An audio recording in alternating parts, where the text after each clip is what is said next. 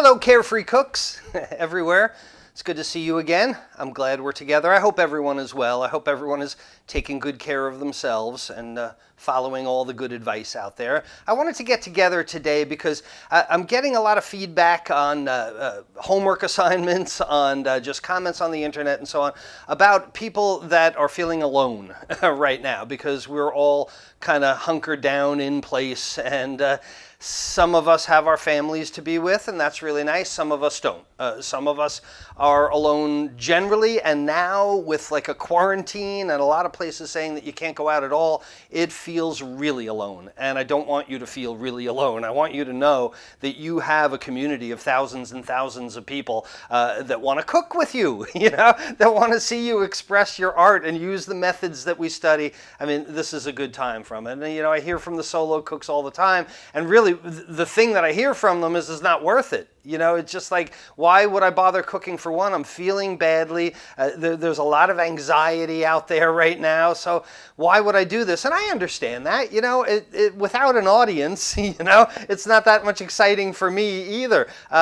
So much of the reasons that I cook is to make Heather happy. You want to, when you're a carefree cook, you want to give of yourself in that regard. And, it doesn't mean that I wouldn't accept lousy food, and you start trending toward the microwaved food and the convenience food and takeout food, which is, even a little scarier these days. And if you're on lockdown, I want to try and give you some ideas that can make the few meals that you can cook or the few ingredients that you have that much better, because now is the time to bring out some of these skills so you can add some comfort to your life. And I want to talk about this word comfort before we get cooking in a minute. Oh, by the way, if you're going to cook along with me, maybe I should do that. So while I'm talking about comfort, you can get your ingredients together. First of all, I'll go to the back camera here. I'll show you where we're going to be on the stove. I've got a pan of water on the stove over here, and I'm going to turn on some heat, and we're going to get that water to a full boil. So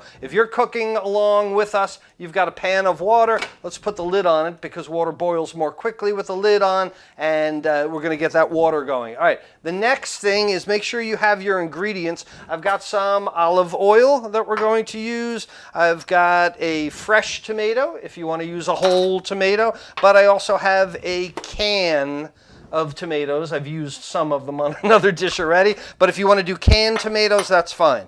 We need some tomato paste. Again, this is opened previously. I'll explain how I keep it fresh. We need some onion. This is a quarter of an onion. Don't forget, we're cooking from the pantry, and I've got a garlic clove that was rattling around in the pantry drawer. We also have some flour. Doesn't matter how much. I have about a tablespoon of butter because this is going to be about cooking for one in a comfort way. I have some beef broth, if you can use vegetable broth or chicken broth, anything else you want. And I'm going to reach into the refrigerator and show you the milk that I have as well, okay? Those are the ingredients that you need. Oh, I forgot about the wine. Yeah, we've got some red wine. So the idea is that we're going to create something that makes us a little bit more comfortable, There's just a lot of stress now. There's a lot of uncertainty in the world right now, and there's one thing I want you to be certain of. Be certain that I'm here for you, okay? There's one bit of certainty that can make you a little bit more confident, because no matter where you are in your cooking journey, you're just starting out, you're trying to do some of the advanced things, no matter what type of cook you want to be in the future, I want to tell you I'm dedicated to helping you get there, all right? So there's a little bit of comfort for you. But you know what I find really comforting? The smell of food cooking.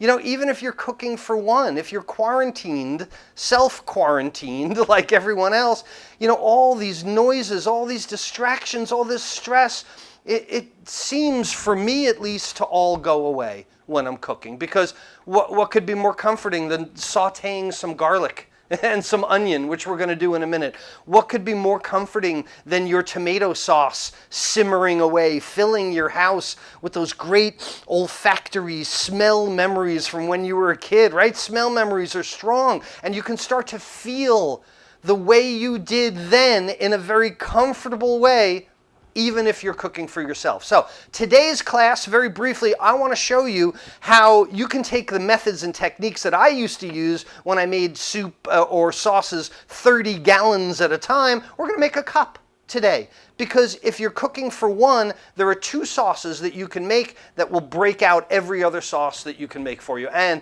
I'm going to show you a special surprise at the end. So I want to assure you, you can use these very same methods that I've used on in a gigantic steam jacket kettle with an oar, stirring sauces like that.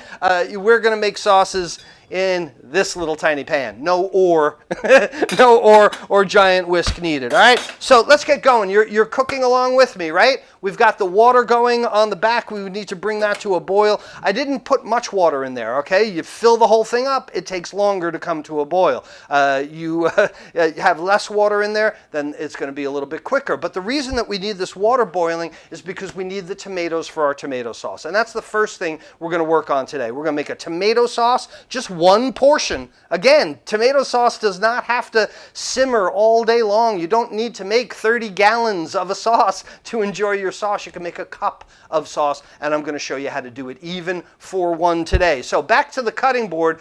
Most things start with our knife skills. So go back here. I have Esmeralda.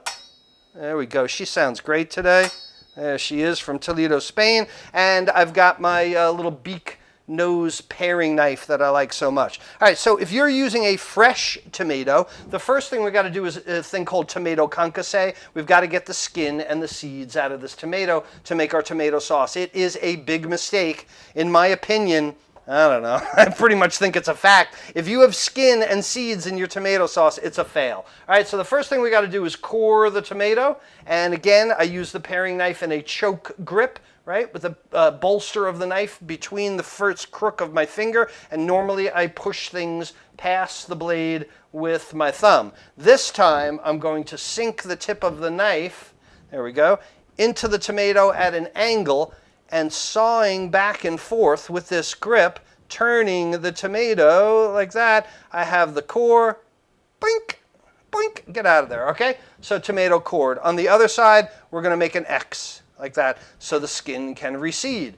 If your water is boiling by now, which mine is, there it is just about coming to a boil, so I'm going to go ahead and put that tomato in that hot water. I'm going to put the lid back on it so I can steam it also. All right, back to the cutting board. Well, what else do we have to do for our one portion of tomato sauce? Again, you should not settle for bad food and bad sauces just because you're quarantined all alone. Okay, what's the deal with the quarter onion, Chef Todd?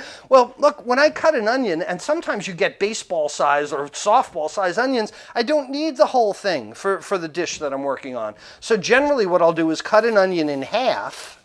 Right? It's a good way to save your onions. Generally what I'll do is cut an onion in half, put it in this plastic wrap, gather all the plastic wrap up, and twist the onion. Then when I come back and I cut the half of an onion in half, I have a quarter of an onion that I can save without wasting it. Excuse me, okay, onion has, has the root end that was down into the dirt and the blossom end up to the sky. I'm going to go ahead and take the blossom end off and peel the onion. You cooking with me? You with me? Our water is simmering. Let's get rid of the onion scraps.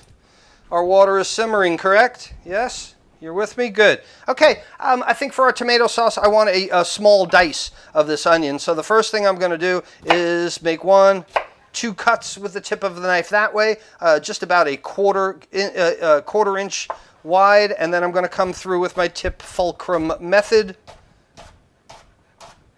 All right.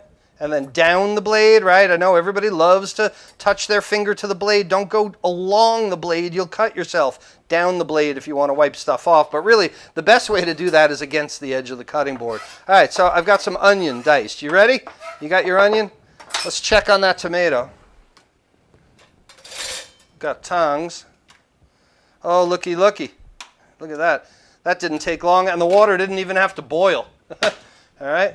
Here's my tomato from the concasse, and look how the tomato skin It's so hard to do this backward, like trying to cut your hair. There it is. Look at that tomato skin peeled right away, all right? So this is the start of our concasse. The next thing we want to do is make sure that this stops cooking. So I am either going to plunge it in cold water or I'm going to rinse it in cold water.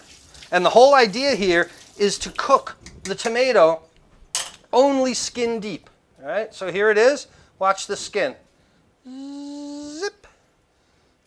Zip. I'm dripping all over the place, though, okay?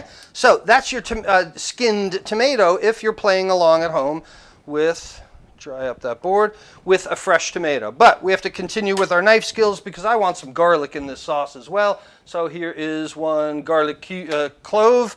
The way I do garlic, and I think I showed you this a week ago or so, is I cut most of the way through the garlic, 3/4 of the way through with my knife, and this gives me a little tab to peel the top off and run down the skin. Now, the fresher the garlic, the easier this is.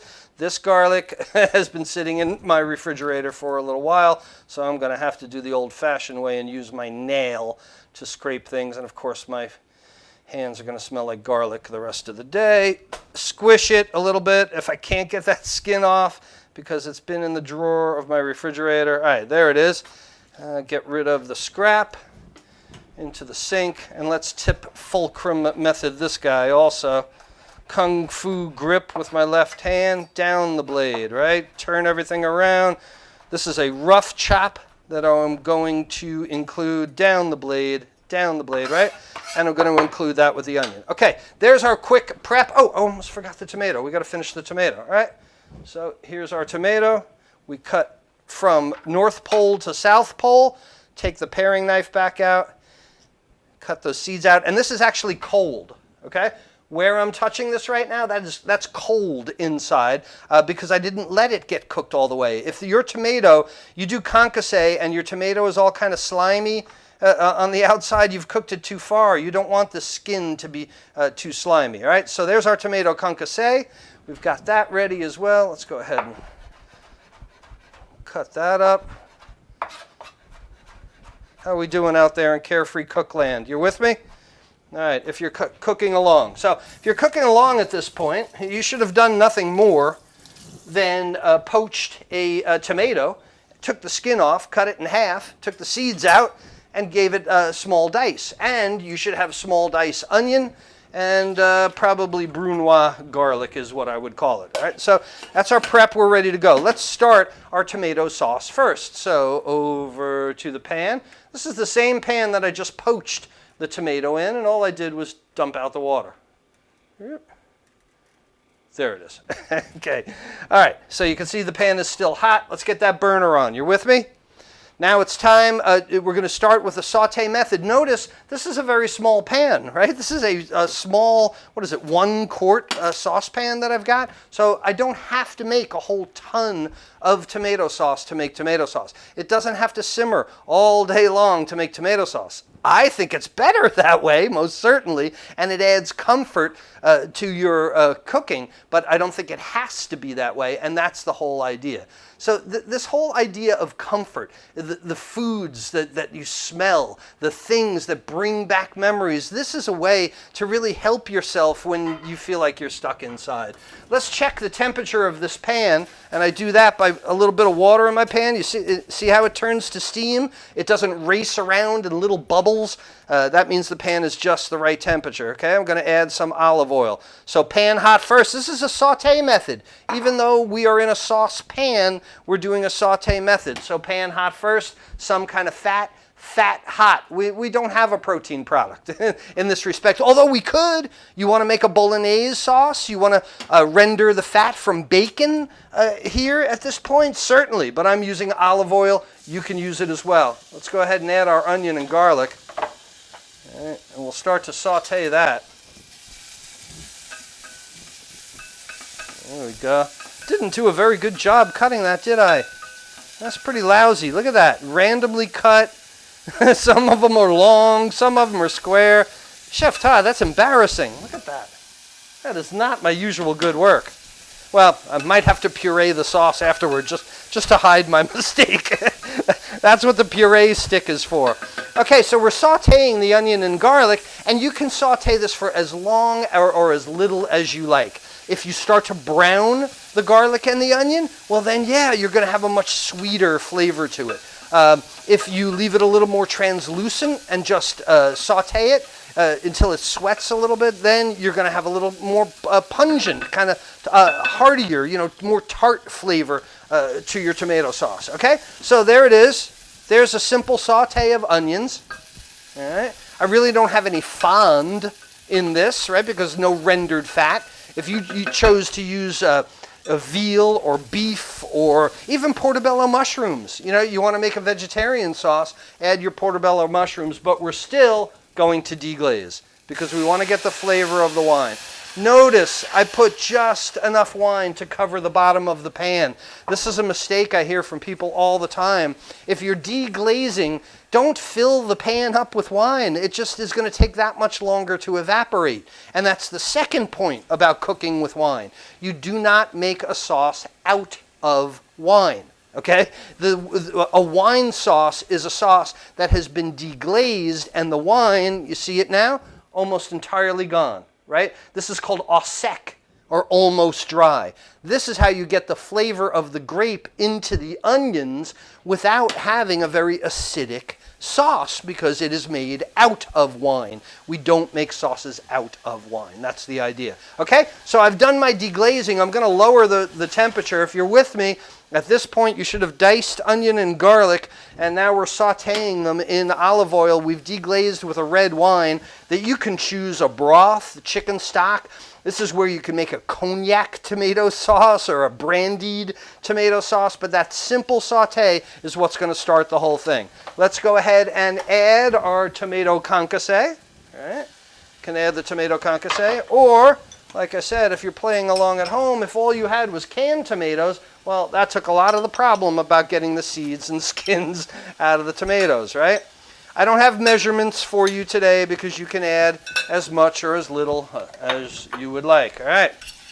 So now it's onions, it's tomatoes, it's garlic, it's deglazed with red wine, and along is going to come the basis for the sauce is your broth or stock. This is a beef broth because I want that real savory kind of flavor to it. You can add a chicken broth or a mushroom broth or anything that you like. And really what we have done here is change the cooking method from a dry saute where things can get brown and caramely and so on, and we've changed that to a moist method. So now we're kind of poaching these tomatoes in the beef broth. You could also add tomato sauce if you wanted to, and our thickening agent, I was going to show you this contraption that's in my refrigerator. This is a old horseradish jar, I guess, some kind of condiment jar, but whenever I open tomato paste, I don't use the whole can immediately, and invariably it goes bad. Are you familiar with the tomato paste that has like the mold around it, right? Around the edge of it? Real problem, because the air is what makes the tomato paste get really moldy. So what I do is I put the tomato paste in a jar like this and put plastic wrap on it and make sure that the plastic wrap touches the tomato. Make sure that there is no air space in there whatsoever, and that does not let the mold grow. So I've got my tomato sauce that I'm not throwing away cans of tomato sauce that I bought. I only use a spoonful and the rest of it goes bad. Good way to keep your tomato sauce fresh. So I'm going to add my thickening agent to our tomato sauce. Stir that in. There we go. And let that simmer away. Okay, I'm not going to put any seasoning in it yet because the idea is that this is a blank canvas, and we're going to talk about that in a minute, what else this sauce could become. All right, but there it is. That's a simple tomato sauce that we put together in 10 minutes or so, right? So if you know the methods, right, you know a basic saute method. Pan hot first, some kind of fat, either olive oil or rendered bacon or rendered pancetta or ground beef or whatever you wanted. Pan hot first, some kind of fat. Fat hot, your protein product. I skipped that and went right to onions and garlic. Tomatoes, deglaze with the wine, reduce the wine, tomatoes, tomato paste, beef broth. It's that simple. So this does not need to simmer all day long. This is going to simmer only as long as you and I are still together today. Let's go on to sauce number 2 that will give you a tremendous amount of comfort in these uncertain times. And also, it's another sauce that you can make for one. And it's so funny. Day by day by day, whenever I'm making things for dinner for Heather and I, like the other day I made a Mexican like nacho dish. That's like, oh, I would really love a cheese sauce, you know? But I hear from you all the time, and I read these comments that say, oh, I followed Chef Todd's process and I made a bechamel sauce, but now I have like a gallon of it because I started out with a whole stick of butter. And it's a learning process, right? One of the Carefree Cook's tenets is we learn every time we cook. So you'll get an eye feel to it, but what I want to demonstrate to you today is you don't need an entire stick of butter to make a basic white sauce. You can make a cup of white sauce. So let's go back to the back stove. Oh, look at our tomato sauce. Look at that, simmering nicely. And this reminds me to remind you of the difference between boil, simmer, and poach. This is getting to be a little bit too much of a wild boil. I want it to be a soft simmer or poach, softer bubbles around the outside of the pan, a much more delicate process that I want. But let's go look at this other pan that I have back here. This is an even smaller pan than the first pan. How, Chef Todd, can you possibly cook with a smaller pan and make a small amount of sauce? Well, the first thing I'm going to do is take a tablespoon of butter. You see how thick this pat of butter is? It's a little soft, been sitting out for a while. All right, that's not that much butter, okay? That's a tablespoon of butter. Let's put that in the pan. And the idea with making your white sauce is to melt the butter, okay? The idea is not to separate the butter or make clarified butter or brown the butter. In this instance, the idea is to melt the butter. So let's sit here and watch butter melt.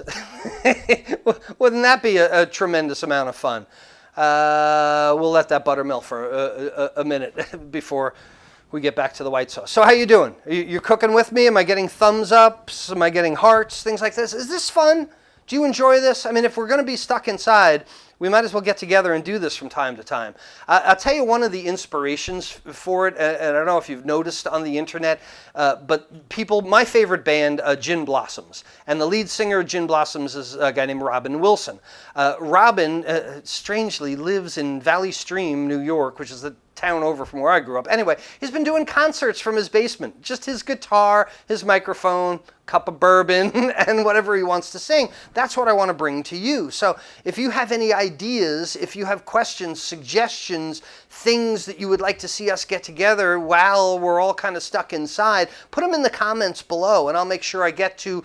After we leave here, I'll go back and read all the comments. If you have questions as well, I usually don't have a lot of time to answer the questions live, and it's so difficult to read them sometimes, but I'm going to try and see if I can get to a few of them. But if I don't, I will answer the questions in the chat later, okay? So I'll come back and answer all of your questions. All right, let's check out our melting butter. Of course, you know the easiest thing, the best thing for melting butter is melted butter. So as soon as I get some liquid butter, I pick the pan up off the stove and jostle it around this way so that my butter stays yellow. You see? It's not broken. It didn't get broken down into oil. So off the stove, I'm going to go ahead and add just a little bit, and put it here so you can see, a little bit of flour. I don't know how much. I'm just going to sprinkle a little bit in and stir.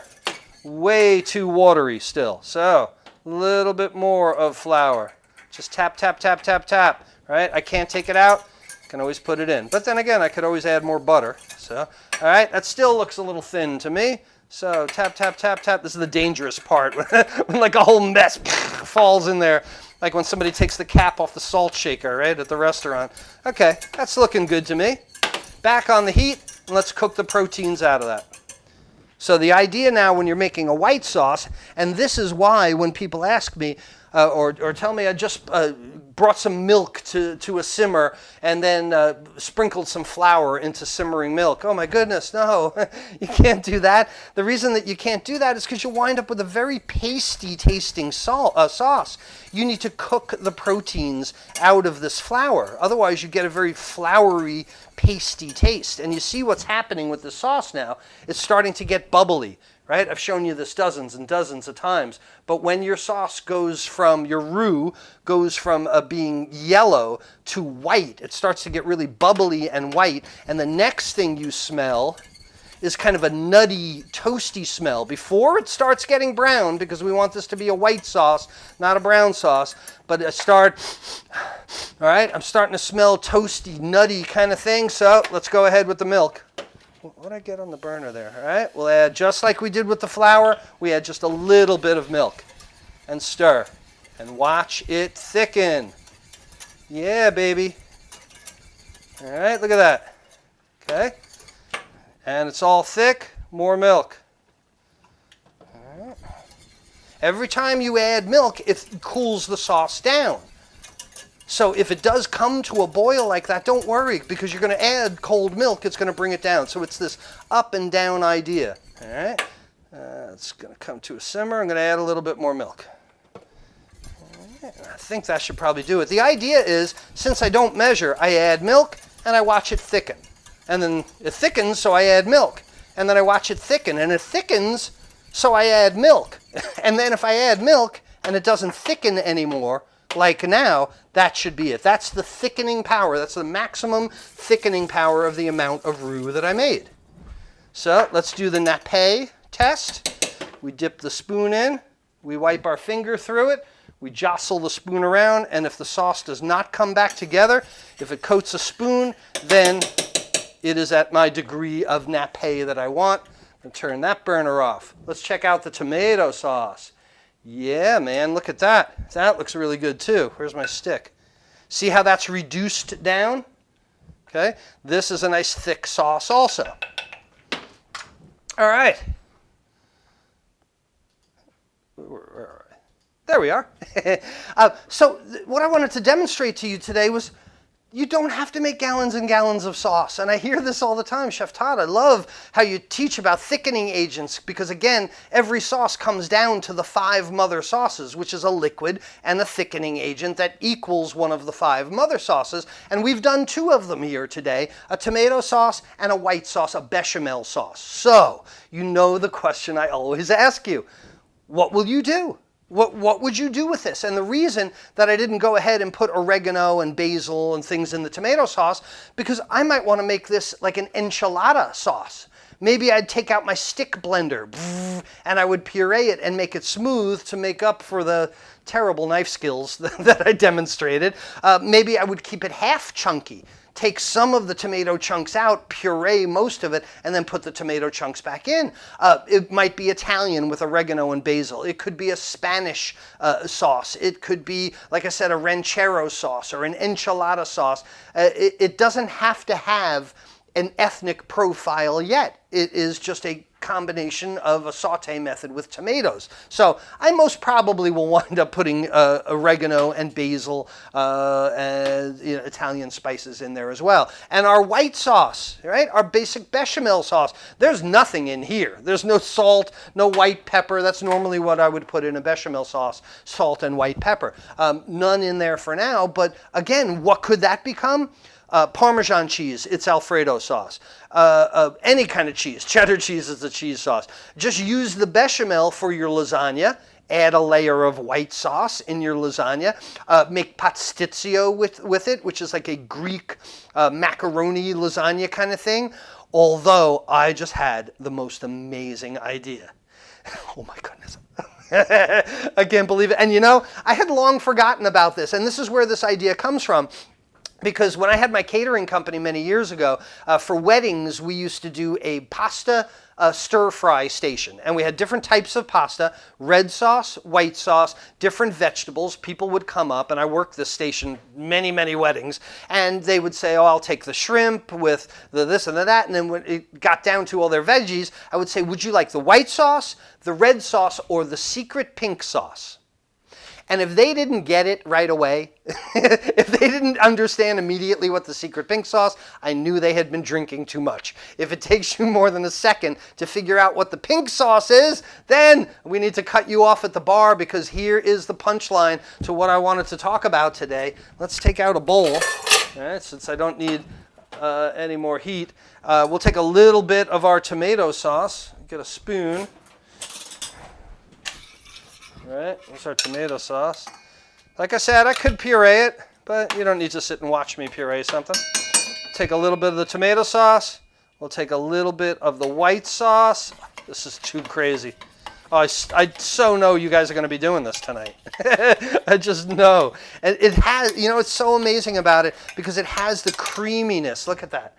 It has the creaminess of the white sauce with like the tang of the red sauce. So if you can make these two sauces, even if you're cooking for yourself, you saw it didn't take 5 hours to make a tomato sauce. Basic saute. I didn't have to make 30 gallons of white sauce. I could make a cup by just using a tablespoon. And then what I could really do, well, it definitely needs seasonings. It definitely needs to be seasoned in some respect. What if I put sour cream in this now, right? Or sour cream in the tomato sauce and use that for nachos or something like that. This is why I wanted to share this with you today. This is why I wanted to get together on a Saturday to give you something to think about. Not only that, to blow up the variety of things that you can cook. So if you can make these two basic sauces, make a small amount of them just for one person, trust me, it's worth it. It's worth it to spend the time doing it. Then one chicken breast becomes 5 chicken breasts. One pasta dish becomes 3 or 4 or 5 when you can make these two basic sauces. And that's the message I want to leave you with. Give yourself some comfort. You know, with all the craziness going on the other side of your windows, stay on this side of your windows like everyone is telling you to do. Give yourself some joy, give yourself some comfort by concentrating on the sauces that you make. Because you could open up a can of, you know, Vienna beef sausages, and if you put a good sauce on them, they might actually taste pretty good. Do I need to answer any questions? Other questions out there? Yeah, let me see what they are. Questions. Why are the tomatoes, skins, and seeds so bad in a sauce? Well, Lynn, they don't cook. I mean, that's the main answer. The skins turn into these quills. They like roll up and they get stuck in your teeth. And the seeds you just crunch on. They get stuck in your teeth. You can't puree them away. If you try and puree skin, you just get smaller pieces of skin. Definitely take the seeds and skins out of a tomato sauce. Bad. Do you ever store garlic on your counter in a garlic container? No, I always put garlic in my refrigerator. But probably the best way to store garlic is like a potato in a dark spot at room temperature. If you see the green starting to grow out of your garlic, it's old. Get rid of it. What kind of wine? It doesn't matter, Mary. People are always asking me what kind of wine. It's the kind that you like. This is I think it's a California blend. It's just a red wine.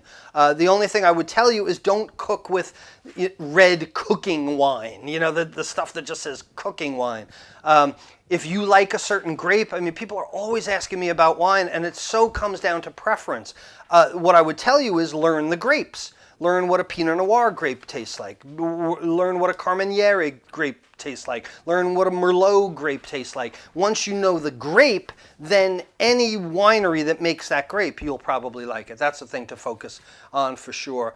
Can you use cornstarch for thickening? Marcia is asking. You can, but not in these instances, in place of flour. A cornstarch slurry in milk just tastes like a slimy mess. Cornstarch slurry is best used with broths. Especially in Asian cooking.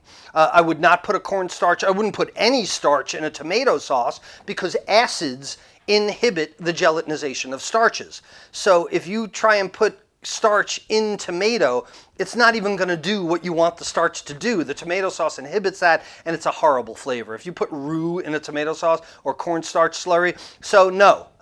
I would not make bechamel or tomato sauce with a slurry. You can make a velouté with a cornstarch slurry.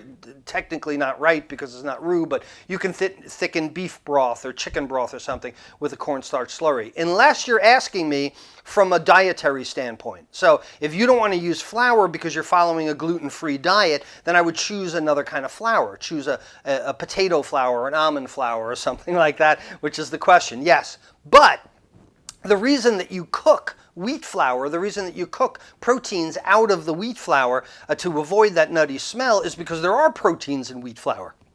There's no proteins in potato starch. There's very little protein in almond flour. You really don't need to cook those roux.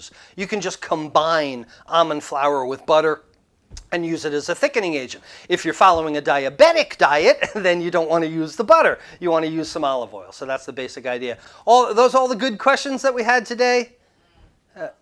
Okay, well, I guess while we're here, right, we're together.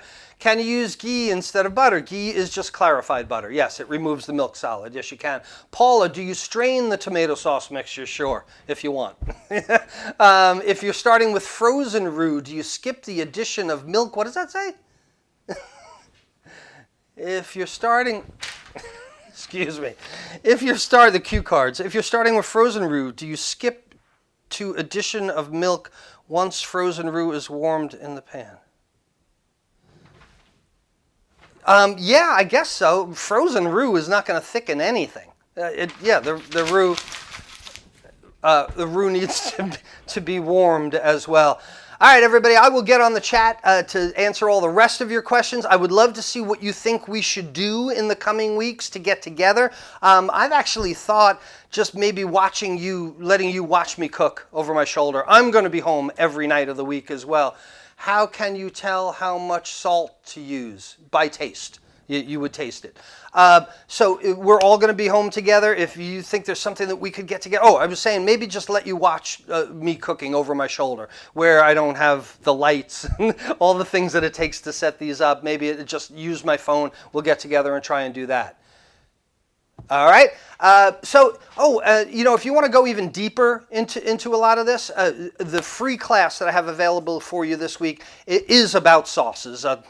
Bury the punchline. The class is called Get 5 Times More Variety and 5 Times More Flavor with just one powerful pro kitchen practice. And if you go to webcookingclasses.com/5times, you'll be able to register for the next class. It's a totally free class. It's an opportunity for you to go even deeper into this topic and see how you can bring sauces into your kitchen that will expand the variety and flavor of what you do. And now you know what the secret pink sauce is.